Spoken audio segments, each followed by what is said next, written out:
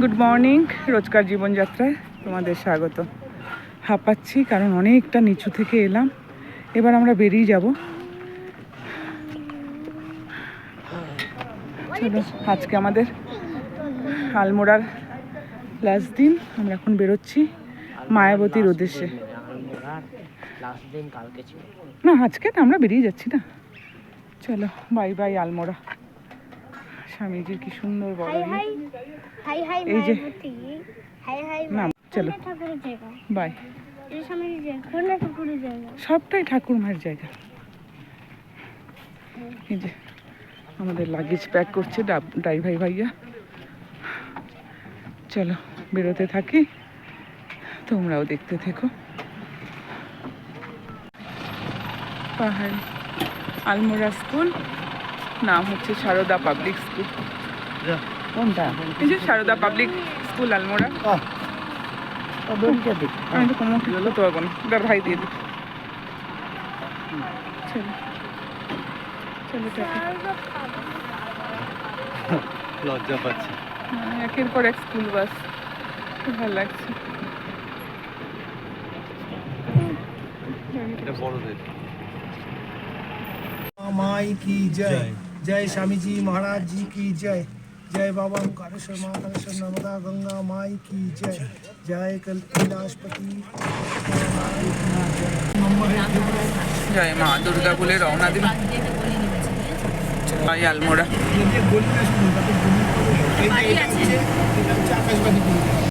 আকাশবাণী আছে,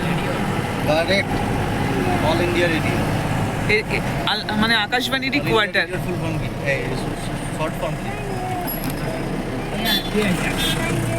all India radio. 30 থেকে 40।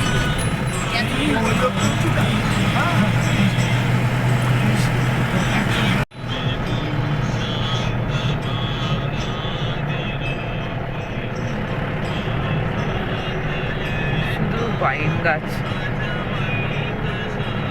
আমরা এখন আলমোড়া থেকে মায়াবতীর রাস্তায়। লোকাল একটা মেয়ে স্পিডে স্কুটি চালিয়ে যাচ্ছে।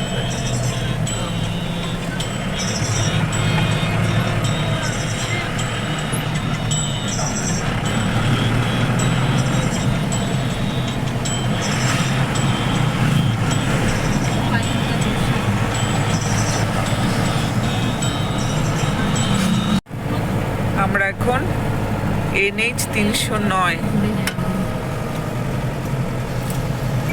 ন্যাশনাল হাইওয়ে দিয়ে চলছি। NH 309 দিয়ে।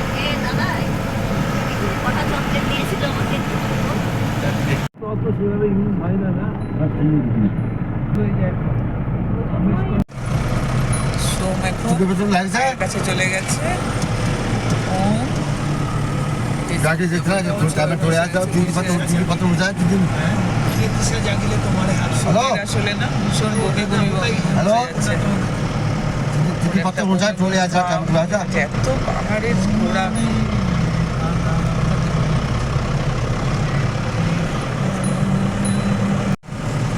100 মিটারও মনে হয় সোজা চলছে না, এত মানে নন স্টপ কাট। এটা জাস্ট এরকম করলো, আবার পুরো সাপের মতো।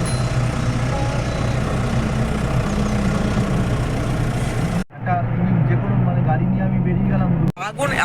আগুনটা এই অবধি এসছে, দেখেছিস? এই যে ধোঁয়া আগুন এই অবধি এসছে না, এখানে খুঁজতে শুরু হয়েছে।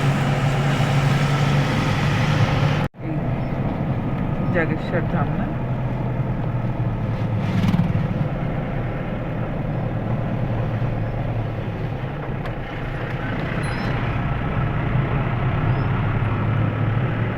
প্রাচীন ধার্মিক স্থল জাগেশ্বর।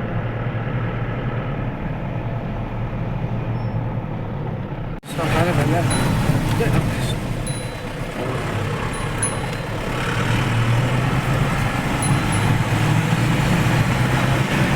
সকাল 9:30 কি অন্ধকার। इतने सुबह भी अंधेरा पूरा।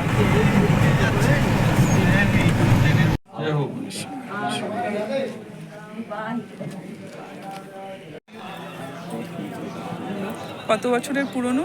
1200 1000। बीस रुपये खुले हैं आपके वापस देता हूँ। हाँ? 20 रुपये खुले हैं, 20 रुपये 20 रुपया दे दो। दे दो। तेरा वापस वो गाड़ी में। दर्शन करके आओ। ये पैसे गाड़ी में रहिए ना। हाँ हाँ दर्शन। वो मंदिर। জ্যোতির্লিঙ্গ, জাগেশ্বর জ্যোতির্লিঙ্গ। জানি না ভেতরে ফটো তুলতে দেবে কিনা, আমি তো ওই মন্দিরের তো তুলে এসেছি, তো মন্দিরের ফটোটা দেখি।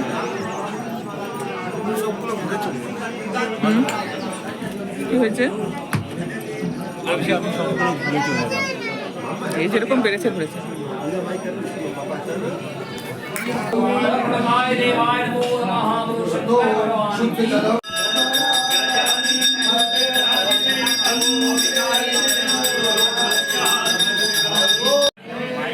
জল দেওয়ার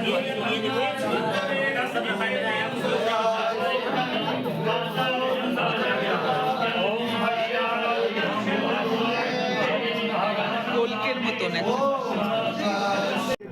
সব অভিষেক করছে। এই হলো জ্যোতির্লিঙ্গের ভিতরে যে ফটোটা তুলতে পারলাম না। ওইদিকে মানে গোবর্ধন শিবলিঙ্গ মানে ওইদিকে মনে হয় চলো এবার আর লেট করো না।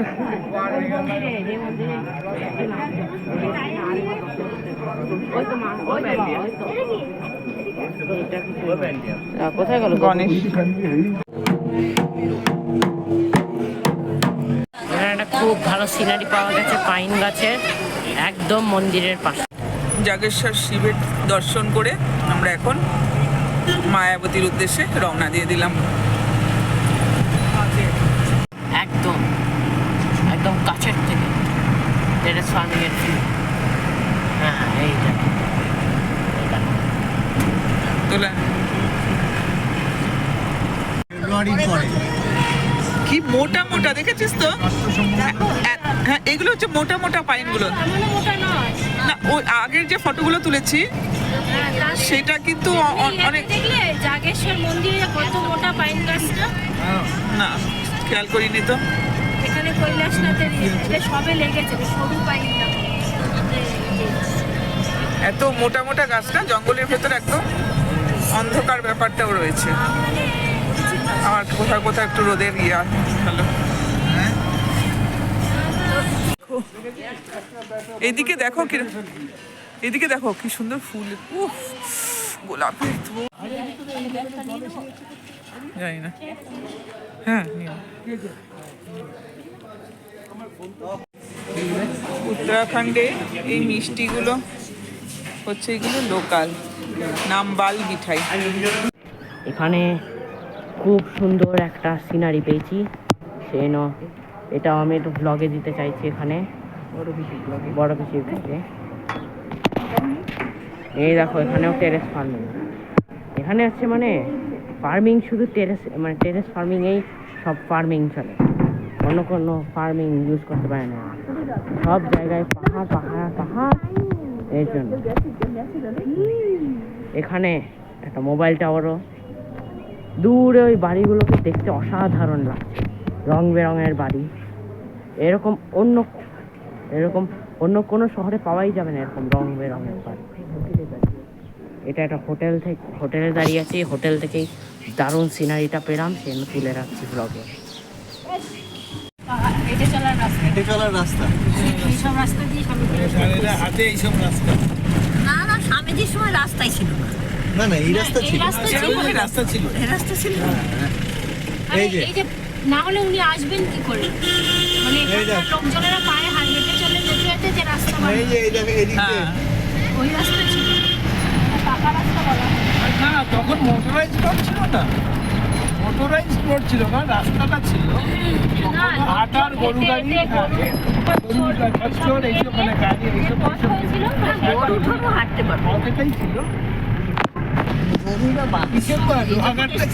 লোহাঘাট থেকে শ্যামলাতলের রাস্তায় আলাদা করে না মায়াবতী, কারণ কি একবার আসবে, একবার ঠিক হলো সব কিছু হয়েছে, সে আসবে, সেই কারণে ওই রাস্তাটা করিয়েছে লোহাঘাট থেকে তোর এই পর্যন্ত।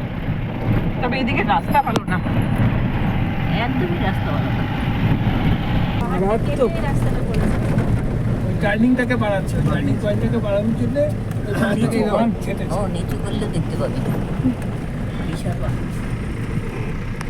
যে রামকৃষ্ণ ঠাকুর মারাত্মক নতুন ইয়ে করছে, এইদিকে কাজ করতে- সংস্করণ করছে। এইদিকে কাজ এগুলো রান্না করেছে।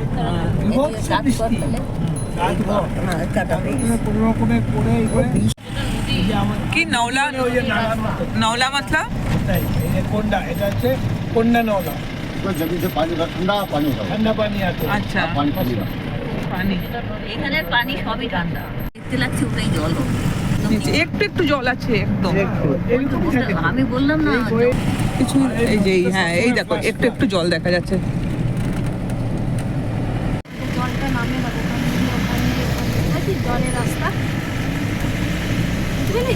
কিন্তু বাপরে দেখ ওখান থেকে যখন জলটা নামবে কি দারুণ লাগবে দেখতে। কিন্তু যারা জল নামে না ওই সময় সাথে কি পরিমাণ পাথর ধুয়ে নিয়ে নামে এই চিন্তা দেখা করো। দেখে ওরা না নামছে। আর বালবা বলে দেখ, মাটি স্কুল পাথর থেকে আসে। না না মাটি পাথর এটা সত্যি দেখো, দেখাই তো যাচ্ছে পাথর কতটা। মালিশে যেমন দেখছিলাম জল পাহাড়ের উপর থেকে গড়িয়ে আসছে। ভগবান, পাথরগুলো দেখো মাঝখানে মাঝখানে আটকে রয়েছে। কোন উঁচু দেখি ভগবান, জয় মা।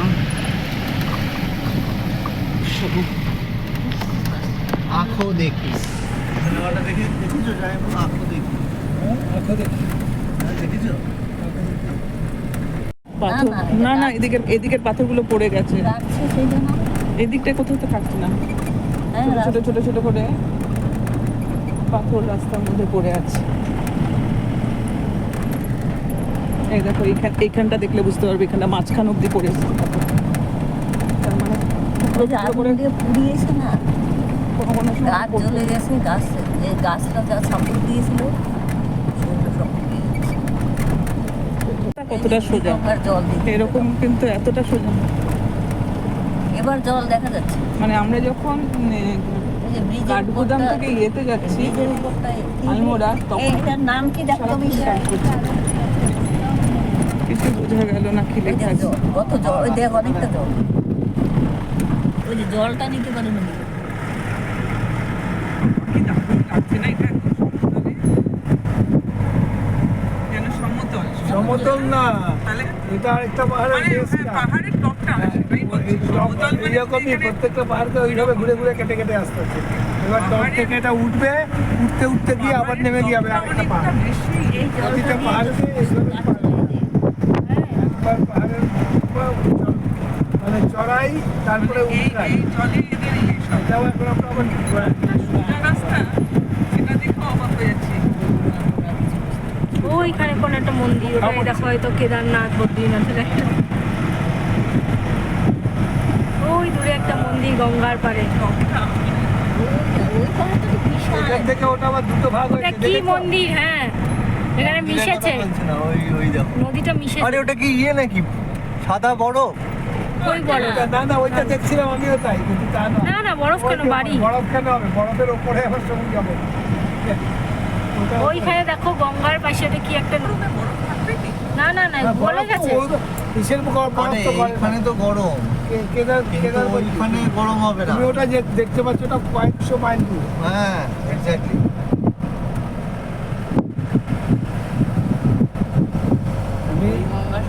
তুমি যে যদি ভিউ পেয়ে যাও ঠাকুরের পায়ে, তাহলে পরে যে কেদার বদ্রী নন্দা দেবী দেবী ওগুলো কয়েকশো মাইল দূরে এখানে।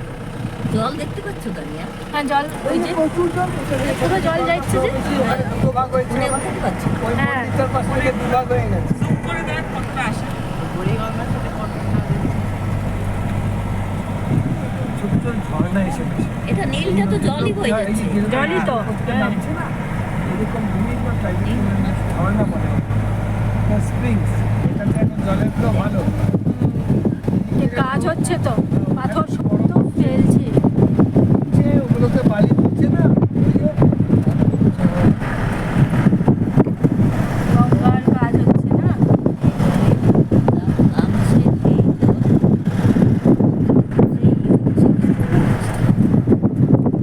আমরা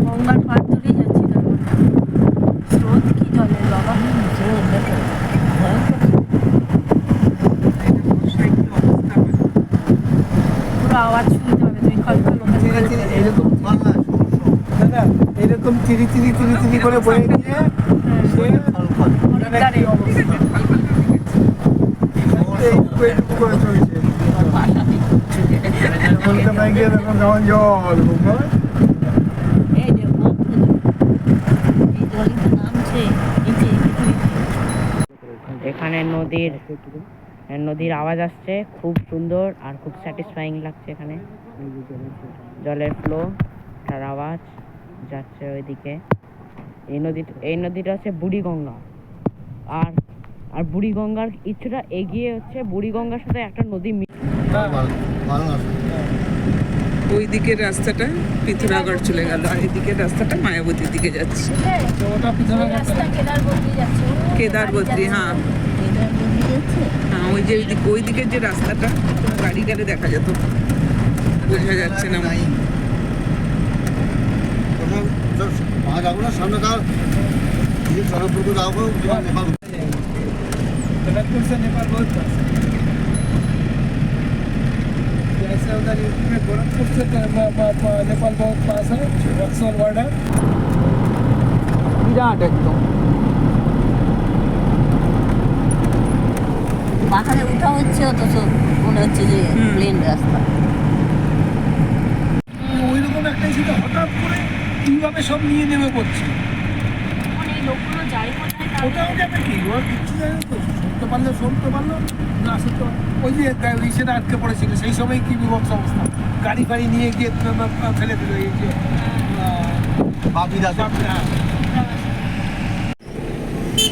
আমরা লোহাঘাট পৌঁছালাম। এই লোহাঘাট থেকে আর কতক্ষণ রে মায়াবতী? আর 21 মিনিট, 9 কিলোমিটার পৌঁছাবো। এখানে কিন্তু কম্বল টম্বল খুব সস্তা, কম্বল নিতে হবে না, কিলো হিসাবে।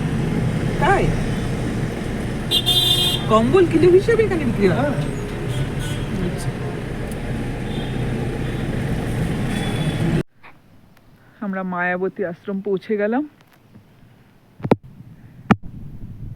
দূরে এখন ভাই আর তোমাদের দাদা গেছে অফিসে কথা বলতে, আমরা এখানে দাঁড়িয়ে আছি। ওম, কি এক্সারসাইজ করছিস? বসে বসে হাত পা সব ব্যথা হয়ে গেছে, তবে দারুণ সুন্দর, কি অপূর্ব।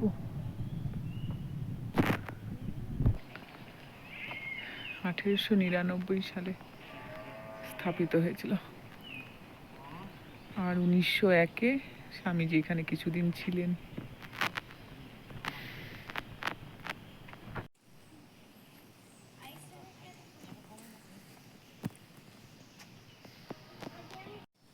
এখানে আসার পর মেঘটাকেও মনে হচ্ছে কত কাছে, সাদা তুলোর মতন। ওটাই যারা বেরিয়েছিলেন না, এখন আমরা গেস্ট হাউসে যাচ্ছি। জাগেশ্বর দর্শন করে আচ্ছা ঢুকেছে 12টা। ট্রেন কটে মানে যে টাইমে খাওয়া সেই টাইম থেকে 1 ঘন্টা আগে যাত্রা শুরু করতে হবে। তবে মানে যেতে যেতে ভীষণ খিদে পেয়ে যাবে, খেয়ে দিয়ে আবার আস্তে আস্তে আবার খিদে পেয়ে যাবে। चलो भैया, थैंक यू। आराम से जाना भैया। हाँ, सावधानी से जाओ आप। चलो फिर मिलेंगे कभी। हेঁটে হেঁটে আসছে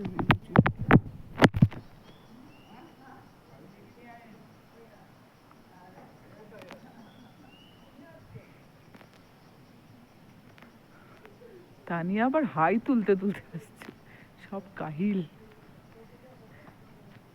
আমরা রুমে চলে এলাম। এই হলো রুম মায়াবতীতে। এরকম 3টে রুম পেয়েছি আমরা। চলো,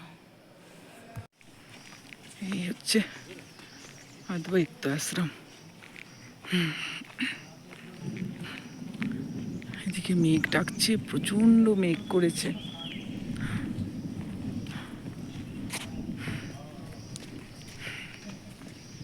কি সুন্দর ফুলের ব্যবস্থা। অনেকক্ষণ পরে আবার মোবাইলটা অন করলাম, তার কারণ মাঝখানে কোনো আর ভিডিও নিতে পারিনি। ওখানে ফটোগ্রাফি অ্যালাউ না, তাই আর ভিডিও করতে পারিনি। একদম রাত্রের প্রসাদ নিয়ে আমরা সব যে যার মতন গেস্ট হাউসে এলাম। চলো আজকে ভিডিওটা এই পর্যন্তই রাখলাম। ভিডিওটা যদি তোমাদের ভালো লাগে তাহলে লাইক আর কমেন্ট করতে একদম ভুলো না। যারা যারা এখনো সাবস্ক্রাইব করোনি তারা প্লিজ সাবস্ক্রাইব করে দিও। প্রচণ্ড ঠান্ডা বাইরে। রাত্রে মায়াবতী আরেকবার দেখিয়ে দিচ্ছি।